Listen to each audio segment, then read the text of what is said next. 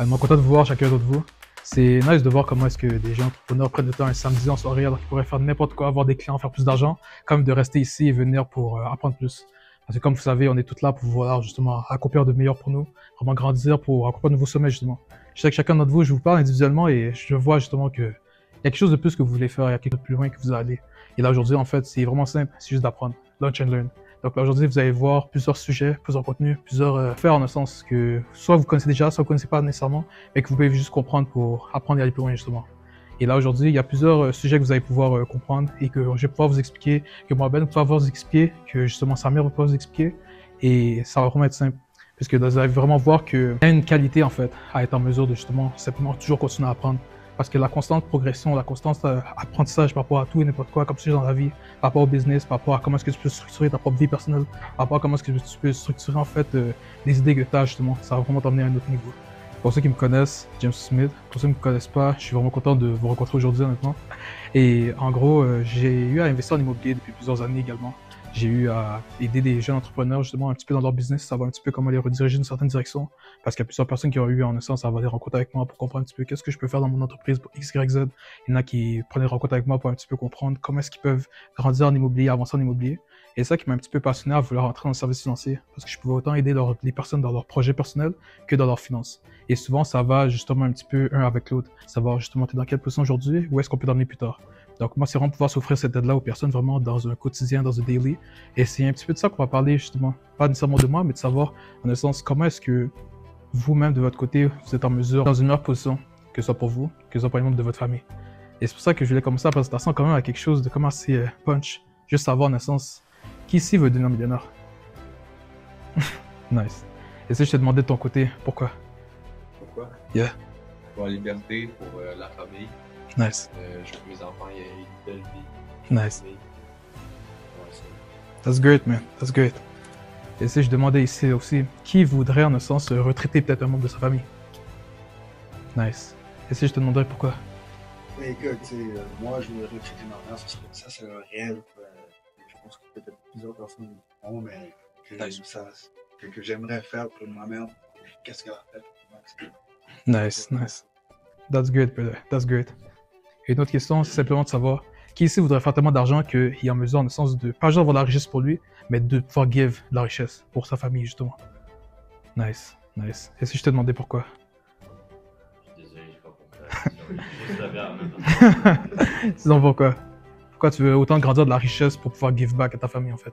Parce que ma famille, ils ont tellement donné que, tu sais, en ayant reçu, tu sais, moi aussi je veux give back, puis les remercier d'une façon d'avoir autant sacrifié pour moi. Nice. Moi, j'ai beaucoup aimé vos réponses parce que la réalité, c'est qu'on ne travaille pas juste pour nous dans la vie. On travaille pour nos proches, on travaille pour notre famille, on travaille pour même les gens autour de nous parce qu'on sait qu'on est en mesure dans une position qu'on peut inspirer d'autres gens à en faire juste plus de leur vie. Et c'est ça que je trouve ça beau. Et qu'aujourd'hui, je voulais parler d'un sujet qui me passionne beaucoup et que je pense que je parle presque tous les jours, honnêtement. La richesse générationnelle. Mais la réalité, c'est que j'étais quand même assez mitigé à parler de ce sujet-là. Parce que je me suis dit, c'est quelque chose qui me passionne beaucoup, mais je ne sais pas à quel point les gens, ça les intéresse à ce point-là de comprendre réellement la richesse générationnelle et comprendre comment est-ce qu'ils peuvent l'atteindre. Parce que c'est quelque chose qu'on entend beaucoup sur les réseaux, c'est quelque chose qui peut être trendy même. Mais là, c'est de savoir en un sens la base. C'est quoi ça, la richesse générationnelle? Et j'avais j'ai une discussion avec un de mes bons amis, que peut-être vous connaissez vous aussi, Monsieur ChatGPT. J'ai demandé, hey ChatGPT, c'est quoi ça la richesse générationnelle? Et qu'est-ce qu'il nous a dit? C'est la transmission de ressources, de valeurs, de savoir d'une génération à l'autre dans le but de créer un impact durable au sein d'une famille. Elle se limite pas uniquement à l'argent ou aux biens matériels comme l'immobilier, les placements d'entreprise. Elle inclut aussi l'éducation financière, les principes familiaux, les connexions sociales et les habitudes qui peuvent se permettre aux descendants de maintenir, faire croître et redistribuer cette richesse justement. Donc en fait, c'est une vision à long terme qui repose sur la planification, la protection du patrimoine et l'intention de laisser un héritage plus grand que soi. Elle se transforme la richesse en levier de liberté, d'opportunité et de continuité pour les futures générations. Et c'est ça que je trouve ça beau dans la richesse générationnelle, puisque c'est pas juste à toi que tu penses à ce que tu peux faire aujourd'hui pour ta génération future. Mais là, en un sens, ce que je voulais vous parler, c'est de quelqu'un que j'admire beaucoup. Il y en a qui l'aiment bien, il y en a qui savent pas un petit peu pourquoi on parle autant de lui, justement. Quelqu'un qui a été en un sens un pionnier, justement. Il habite aux États-Unis. Il a eu à habiter aux États-Unis, en fait, dans le passé. Et il a pu grandir une richesse générationnelle. Pas juste pour lui, mais pour sa famille. Et même pour les 7 générations après qu'il soit décédé, justement. Mr. John D. Rockefeller, un des pionniers de la recherche générationnelle, puisque lui, il a pu comprendre en essence comment est-ce qu'il pouvait créer un système qui pouvait l'aider à... C'est vrai qu'il y avait beaucoup de richesses, mais de savoir comment est-ce que les futures générations peuvent garder cette richesse-là. Parce que la réalité, c'est que lui a fait sa richesse dans le pétrole. Donc, il a beaucoup faire de l'argent dans cette industrie-là. Mais là, il savait que justement, peu importe combien il a fait de millions ou de milliards, que après 2-3 générations, statistiquement, tu perds ton argent. Et de façon réelle, comme peu importe qui d'entre vous ici, là, comme si vous ne créez pas un système important comme lui un peu, vous allez perdre votre argent après 2-3 générations. Et vous ne voulez pas travailler dans le vide.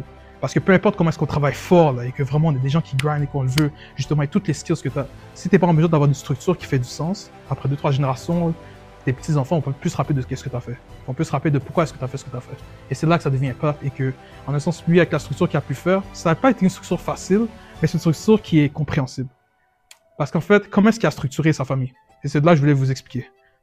Parce que justement, il y a plusieurs gens que je parle un peu à tous les jours qui essaient de comprendre comment est-ce qu'ils veulent avoir une structure qui fait du sens pour eux et leur famille. C'est sûr que la base, il faut de l'argent. Parce que ça ne sert à rien d'avoir une structure incroyable si tu veux pas, tu n'as pas d'argent pour investir dans une structure familiale, justement. Et c'est de là, souvent, l'argent, qu'est-ce qu'on fait? On la protège. On la protège dans quoi? Dans une incorporation. Et quand on parle d'une incorporation, c'est quoi? C'est un business, justement. Donc, tu as ton business qui te rapporte de l'argent, dans lequel, justement, cet argent-là, tu vas savoir qu'est-ce que tu fais avec. Et souvent, la deuxième structure, c'est une fois que ton entreprise fait de l'argent, bien évidemment, tu as des dépenses qui font en sorte de diminuer l'argent de ton entreprise. Évidemment, right? Et de là, avec tes dépenses, à la fin, il te reste un net. C'est avec ce net-là que moi, je peux être en mesure de travailler avec chacun de mes clients. Parce que c'est vraiment ça que j'essaie de voir avec chacune des personnes avec qui je travaille. Combien d'argent tu fais, c'est vrai, mais combien est-ce que tu as de dépenses et combien tu as de net. Parce qu'en comprenant combien tu as de net, je peux voir, OK, parfait. Qu'est-ce que tu fais présentement avec l'argent net que tu as? Est-ce que tu vas en voyage? Est-ce que tu dépenses sur des autos, des Lamborghini? Ou est-ce que tu as envie de savoir concrètement où est-ce que tu peux aller avec ton argent pour continuer à perdurer ton argent? Parce que moi, je me suis toujours dit, ça me sert à rien de faire de l'argent juste pour faire de l'argent. Je vais faire de l'argent, mais je veux que mon argent fasse de l'argent. Parce que je travaille déjà fort pour mon argent, à parler à mes clients, à faire des rencontres, ou peu importe. Donc, je veux que mon argent fasse de l'argent, que mon argent travaille pour moi, vous voyez. Et c'est un petit peu pour ça que là, avec le net des gens, qu'est-ce qu'on fait? On les met dans un petit peu la même structure que Mr. Rockefeller, dans une holding. Une holding, c'est une compagnie dans laquelle il n'y a pas nécessairement de transaction qui est faite à l'intérieur. C'est vraiment une compagnie en un sens, on peut appeler camouflage, dans lequel c'est vraiment tes profits qui sont redistribués dedans. Dans lequel, dans cette compagnie-là, il y a plusieurs choses que tu peux faire. Soit tu mets des placements, donc tu places ton argent à la bourse ou peu importe, dans lequel justement tu as besoin de rentabiliser ton argent. Soit tu le mets dans des protections d'assurance, ou soit tu le mets dans de l'immobilier. Et c'est une structure de base dans laquelle ça aide plusieurs milliardaires justement à pouvoir rentabiliser leur argent de façon intelligente parce que via ta holding, tu peux avoir une certaine protection. Est-ce que c'est la meilleure protection? Oui et non. Ça va dépendre. Parce qu'il y a d'autres structures que tu peux avoir pour réellement faire en sorte que même si, en un sens, il y a des créanciers qui viendraient te voir, qu'ils ne peuvent pas prendre ton argent. Parce que toutes choses peuvent arriver dans la vie qui font en sorte que tu ne peux pas nécessairement... que tu es dans une mauvaise position, qui font en sorte que peut-être ton business crash, que tu dois déclarer faillite ou peu importe. Il y a même des milliardaires qui font 10 fois faillite dans leur vie, justement. Mais toi, tu ne veux pas que le gouvernement veuille prendre ton argent. Donc, qu'est-ce qu'on fait avec mes clients? C'est d'inclure une fiducie. Une fiducie dans laquelle, justement, ça te permet justement de te protéger. Mais qu'est-ce que Mr. Rockefeller a pu faire de façon ingénieuse? C'est que, malgré toute la structure incroyable qu'il a pu avoir, qui a permis d'avoir son entreprise opérante, ses fiducies, ses holdings et ses fiducies, il a pu créer un système dans lequel, via les protections d'assurance, il a pu justement build up quelque chose qui a fait en sorte que chaque génération qui est en vie est en mesure justement d'avoir une nouvelle police. Et pour ceux qui savent, il y a des polices d'assurance qui sont en mesure de t'apporter de l'argent pendant que tu es en vie et donner de l'argent à ta descendance pendant que tu es mort, n'est-ce pas? Mais il y a souvent des personnes qui comprennent juste la deuxième partie. Savoir que c'est vrai, j'ai une police d'assurance aujourd'hui, mais je suis en mesure juste d'en profiter pendant que je suis mort, mais pas pendant que je suis en vie. Alors qu'il y a des façons que tu investis dedans, tout comme un investissement immobilier, tout comme un investissement dans tes placements. Et c'est de là justement que plusieurs milliardaires y font. Parce que lui, dans sa structure avec sa holding, comme je vous ai dit, une holding, c'est pour protéger peu importe ce que les créanciers disent. Donc lui, qu'est-ce qu'il fait? Il met des règles dans sa fiducie. Des règles qui disent que peu importe ce qui se passe, je veux que chaque nouveau membre de ma famille ait une nouvelle police d'assurance sur lui qui dure toute sa vie, justement. Dans lequel c'est financé par qui? C'est financé par la fiducie. Qui a de l'argent comment? À cause que à chaque génération que quelqu'un meurt, l'argent va pas dans les mains des gens de la famille, mais va à la fiducie. Et voici comment est-ce que la famille de Mr. Rockefeller est restée milliardaire même après cette génération. Et c'est ça que je trouve ça impressionnant, parce que c'est un modèle d'affaires dans lequel il y a plusieurs gens qui peuvent se dire, est-ce que réellement c'est possible? Est-ce que réellement c'est quelque chose qui est trop farfelu? Est-ce que c'est quelque chose dans lequel je peux réellement faire pour moi-même, pour ma propre famille? La réponse est oui. Et même la réponse, ça dépend. Parce que bien évidemment, comme je l'ai dit, la première étape, c'est faire de l'argent. Il y en avait de l'argent pour investir là-dedans. Mais justement, c'est pour ça que vous m'avez dit au début, chacun de vous veut être millionnaire, chacun de vous veut une certaine richesse pour sa famille, chacun de vous veut être en mesure de redonner à sa famille. Donc là, c'est d'être en mesure de comprendre comment est-ce que je peux avoir la meilleure structure une fois que je commence à faire de l'argent. Parce que moi, c'est ça, la majorité de mes clients que j'aide, c'est des gens qui ont une certaine liquidité et qui savent pas nécessairement quoi faire avec la liquidité. Ils me disent, James, un jour, peut-être je vais investir en immobilier, peut-être un jour, je vais mettre dans des placements, peut-être un jour, je vais peut-être faire des stratégies, investir au Mexique, je sais pas, à Bali, peu importe. Mais il n'y a pas tout le monde qui sait concrètement qu'est-ce qu'ils peuvent faire avec leur argent. Voilà pourquoi moi, je conseille souvent aux gens de parler à un conseiller financier pour savoir concrètement, comme là, tu es là, tu as ton argent, ou tu es dans une situation dans laquelle tu peux réinvestir, mais puisque tu ne sais pas, juste va t'informer avec un expert qui va réellement te montrer concrètement qu'est-ce que je vais faire avec cet argent-là, vous voyez. Et là, il y a une autre façon dans laquelle vous pouvez réinvestir. Ouais, vas-y. Tu sais, c'est quoi le minimum que tu dois avoir pour investir au début? Honnêtement, que tu es dans une... Moi, mes clients, je réponds à ta question indirectement. Personnellement, les clients que j'aide font entre 50, 100 000 et plus, tu vois. Mais même quelqu'un qui est dans une position dans laquelle il fait un peu moins de 100 000, tu peux les aider quand même. Donc, veux pas, il n'y a pas nécessairement de montant minimum que tu peux investir. L'objectif, c'est de savoir ton pourquoi. Parce que ça ne me servira à rien de t'aider à investir $1 par mois si tu ne sais pas pourquoi tu mets ton argent. Donc, l'objectif, c'est toujours de savoir c'est quoi ton pourquoi. Et ton pourquoi doit être assez gros pour que je puisse comprendre et visualiser et me mettre dans ta tête. Pour que je puisse comprendre, OK, si cette personne va aller là, et voici qu'est-ce qu'il fait en ce moment. Voici comment il se projette à aller dans le futur. On va l'aider pour aller vers là.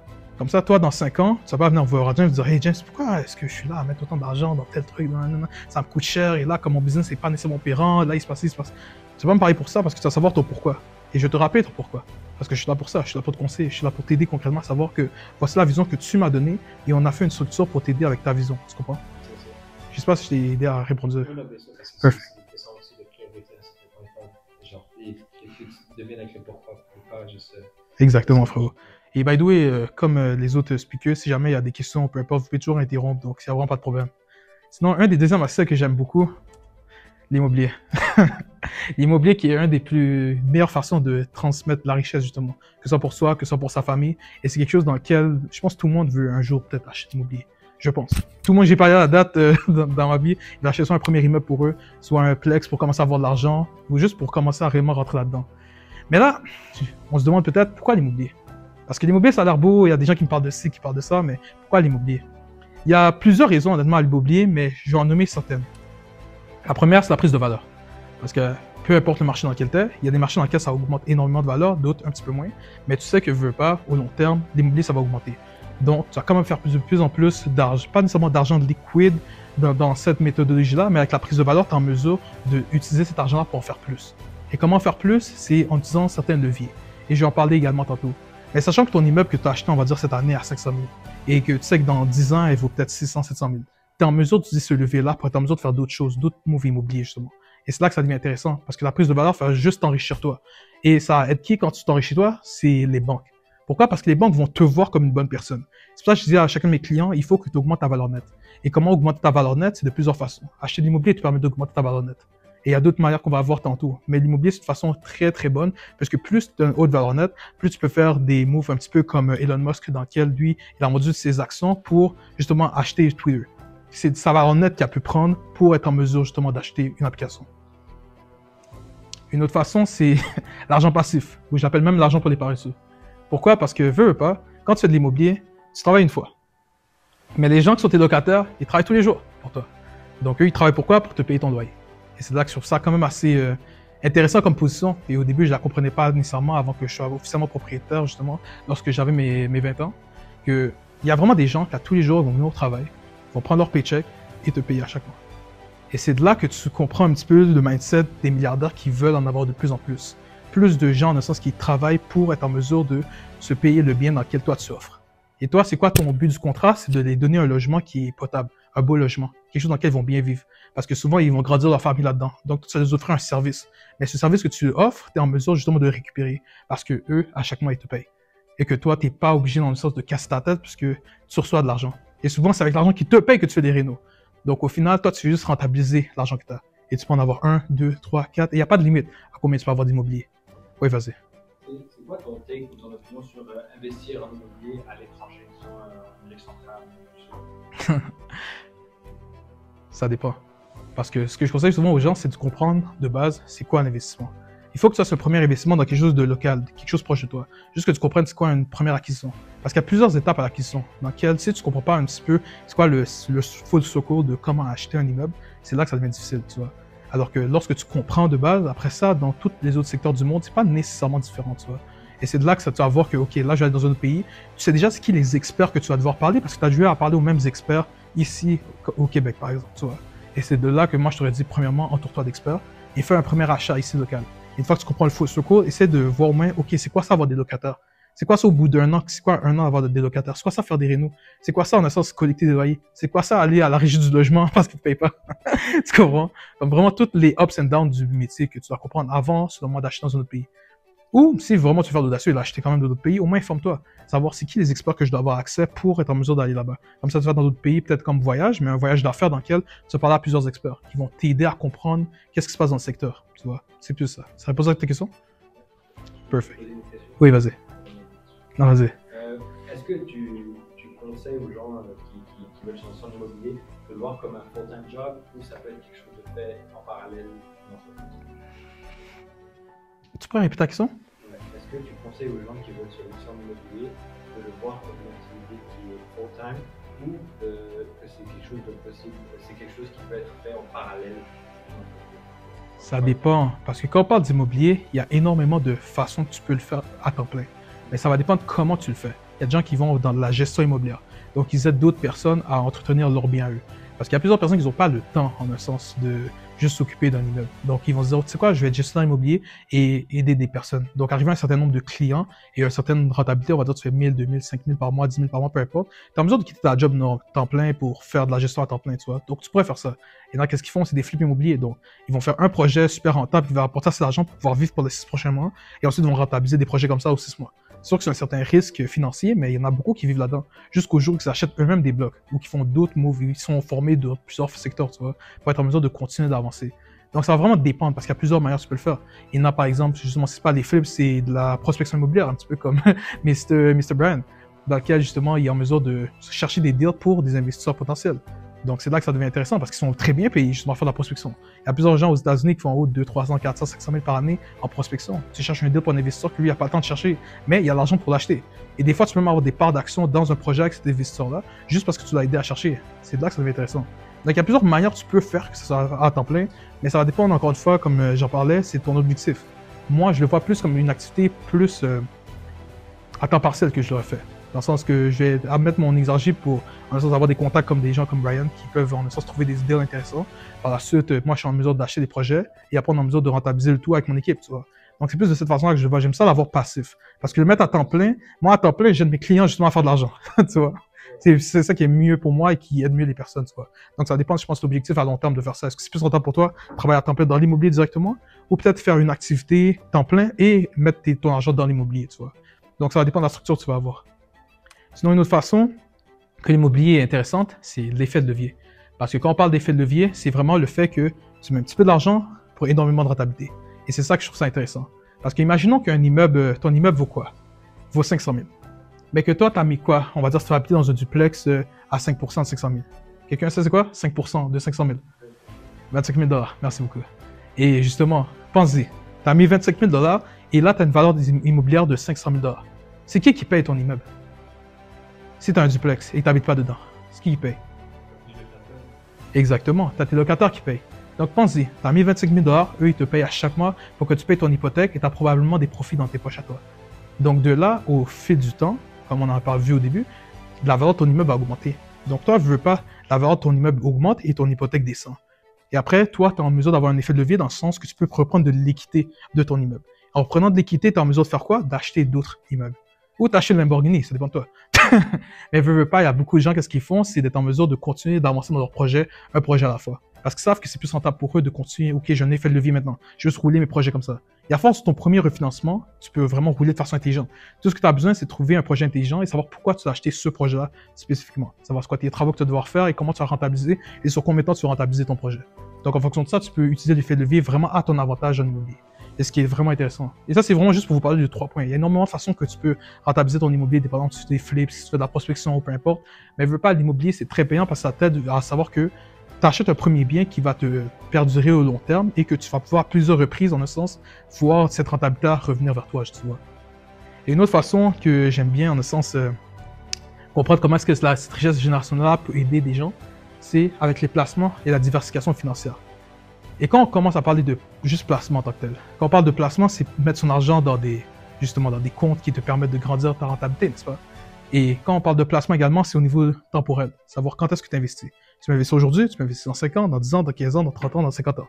Il y a des gens qui ne voient pas l'importance de nécessairement placer leur argent, qui aiment beaucoup avoir de l'argent cash sur eux. Et c'est correct d'avoir de l'argent cash jusqu'au moment que tu réalises qu'il y a de l'inflation et que tu fais pas de l'argent avec ton argent, que de fait, tu perds de l'argent chaque année. Donc, c'est de là que ça devient tricky.